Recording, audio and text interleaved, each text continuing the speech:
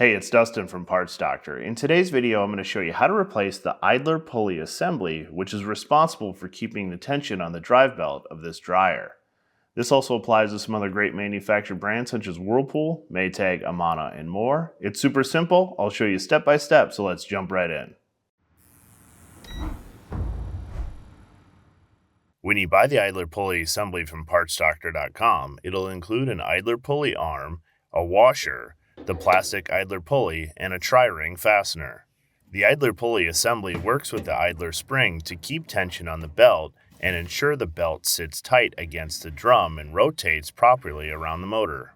Over time, the bushing inside the pulley can wear out, or the axle shaft can become worn or damaged. Damage to either of these parts can cause squeaking or squealing noises when the dryer is running. The axle or shaft on the idler pulley is not sold separately, so if it's damaged, the entire assembly will need to be replaced. If you only need to replace the plastic pulley, it is often sold separately, and you can watch our other video explaining on how to replace it.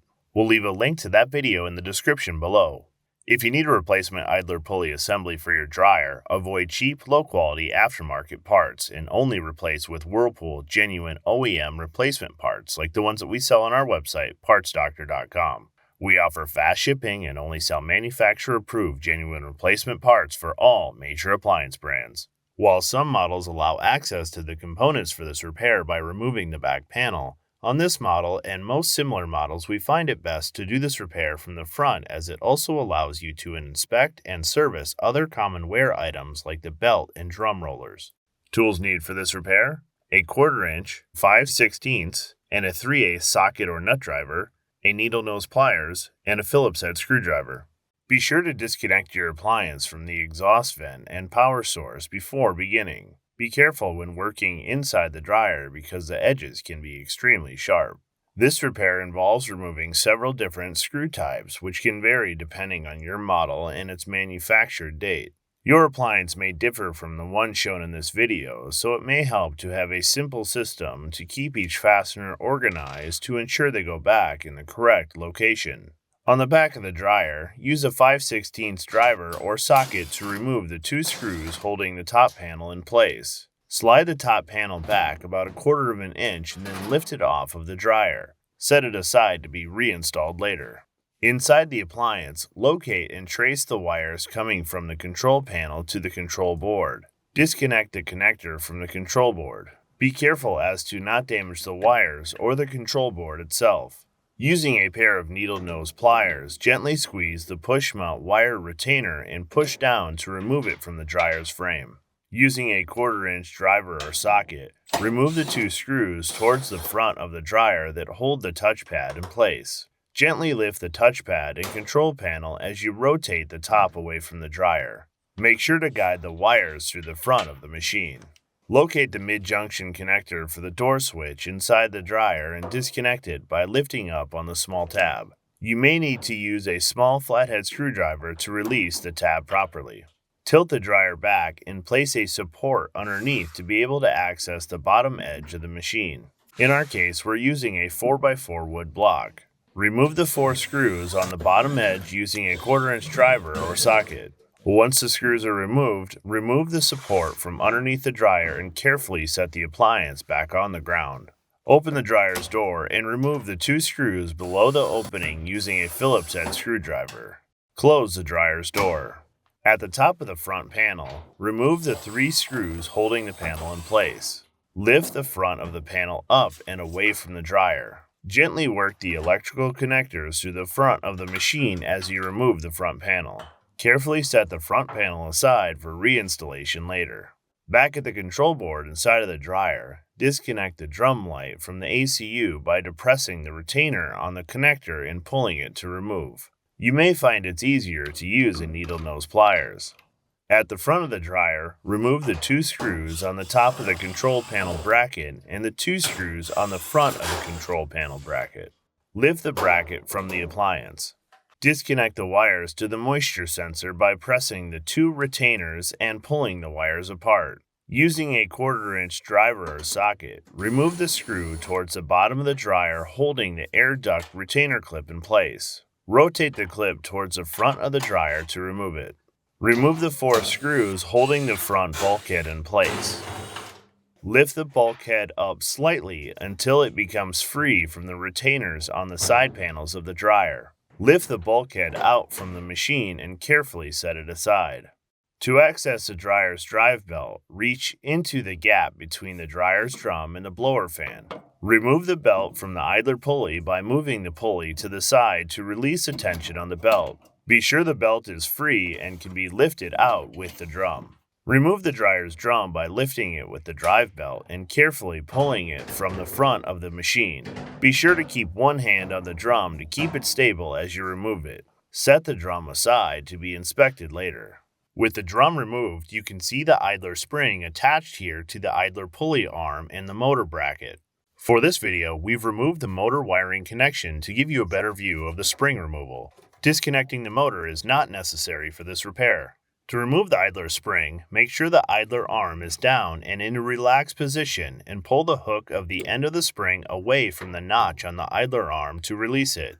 You may find it helpful to use a needle nose pliers to remove the idler spring from the idler arm. With one side removed from the idler arm, push the hook on the other end of the spring out of the mounting hole in the motor bracket. The idler arm is held to the motor bracket with a screw. Use a 3/8 socket or wrench to remove it. This screw is not included with the new Idler Pulley Assembly, so you'll need to keep it for reinstallation of the new part.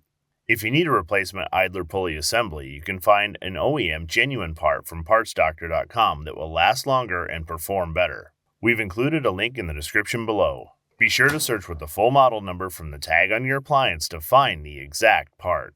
This assembly should come with the washer, idler pulley, and tri-ring fastener pre-assembled. The screw removed earlier that holds the idler bracket in place is designed with a thicker shoulder portion that fits into the large circular opening at the end of the bracket. This shoulder on the screw allows the bracket to pivot easily and also prevents over-tightening. To install, position the idler assembly with the pulley near the exhaust vent and the axle facing the rear of the dryer.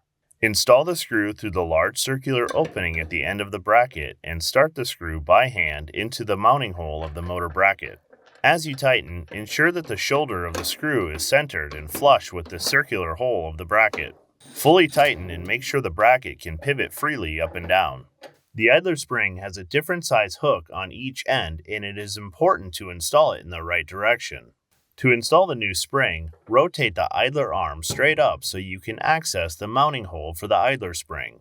Insert the larger hook of the idler spring through the mounting hole. Rotate the idler arm back down. The spring should be in front of the idler pulley arm or towards the front of the dryer. Then pull the smaller hook end and rest it into the slot on the end of the idler arm. This smaller hook end should face towards the back of the dryer. Pull up on the idler arm to ensure it's properly connected and has tension. Since the dryer is taken apart, now is a good time to inspect some other important components. Check the drum rollers to be sure that they're free of any damage or debris and spin freely. To inspect the drum of the dryer, make sure to clean the grooves on each side of the drum. The grooves rest on the roller wheels, and any debris or buildup on these grooves can cause the roller wheels to wear out more quickly and cause the dryer to make excessive noise. You may need a tool to help remove some of this debris. Do not use a hard or metal object that can scratch or damage the drum's smooth finish. Check the drive belt to be sure that it's in good working condition and not cracked or frayed. If any of these parts are damaged or need to be replaced, you can check out our other how-to videos on how to replace them. Now is also a good time to clean the dryer of any lint or debris. It is important to keep the dryer free from lint buildup, as lint is highly flammable and could potentially cause a fire. To reinstall the dryer's drum, position it so the side with the larger lip is closer to the back of the machine. Lift up on the drum using the drive belt while keeping a hand on the front of the drum in order to keep it stable.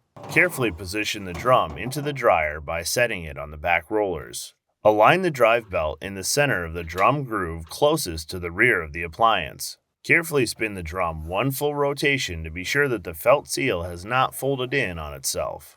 At the front of the machine, reach through the gap between the dryer drum and the blower housing to access the drive belt and idler pulley. Grab the belt and make sure that it's positioned between the idler pulley and the back panel of the dryer. Route the belt around the motor pulley, then reach through with your other hand to lift the idler pulley towards the motor. Slide the belt over the roller onto the groove of the idler pulley. Confirm that the belt is seated correctly on the pulley system and that it is not twisted. Slowly rotate the drum one full rotation to verify that the belt is properly installed. Please only rotate the drum clockwise. Turning it counterclockwise can cause the belt to slip off the idler or motor pulleys. Align the bulkhead to the front of the dryer and insert the heat shield between the drum and the dryer lint duct. Make sure that the drum is sitting on the two rollers on the inside of the bulkhead. Set the bulkhead onto the tabs of the side panels to hold it in place. Make sure the sides of the bulkhead rest inside the dryer's frame. Make sure the wires connected to the bulkhead lay over the top so they can be properly reinstalled to the control board. Reinstall the 4 screws that lock the bulkhead into place. Spin the drum clockwise once more to ensure that the drum is sitting properly on the front rollers and that the front felt seal is not folded over. Reconnect the moisture sensor and make sure that the tabs on either side of the connector are locked into place. Towards the bottom of the dryer, hook the air duct clip through the housing and rotate down so that the bottom of the clip rests on the dryer's frame. Reinstall the screw to hold the air duct clip into place. To reinstall the control panel bracket, align the retainers on the bracket with the slots on the side panels of the dryer. Insert the retainers into these slots and push down slightly. Reinstall the 2 screws in the front and the 2 screws on the top so that the bracket is locked into place. Align the front panel with the bulkhead and feed the door switch connector through the front of the machine. Lift the front panel up and set it on the retaining tabs. The screw holes on the front panel should be aligned with the holes in the control panel bracket. Reinstall the 3/4 inch screws that hold the front panel into place. Open the dryer's door and reinstall the 2 Phillips head screws directly below the dryer's opening and close the door. Once again, tilt the machine back and prop it up on a support. Reinstall the 4 screws at the bottom of the front panel. You may need to push up slightly on the front panel to get it to align properly. Remove the support and carefully set the dryer back down on the floor.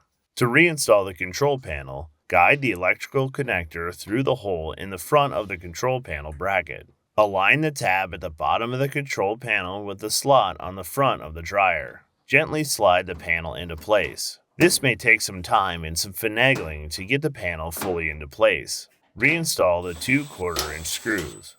At the top of the machine, reinsert the push mount cable tie on the control panel's wired into its designated spot on the dryer's frame. Then, reconnect the electrical connector to the ACU. Be sure the connector is securely in place and will not come loose from the control board.